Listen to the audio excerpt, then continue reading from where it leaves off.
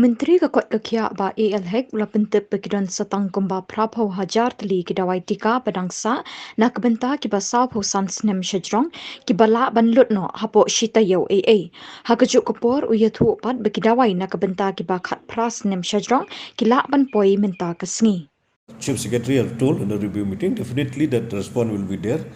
The government of India will send vaccine not only to the state of Meghalaya, have to see for the entire state in the nation. So that is both for the first dose and the second doses also. 80,000 left for the 45 years and above. So it might, because we are average, we are doing 10,000 per day now, vaccinations. So say another 10, 5, 7 days, 8 days still remaining. But by that time, we are also in touch with the government of India to send more vaccines to our state. Now, Westage is, I don't know about the, what is the Westage there.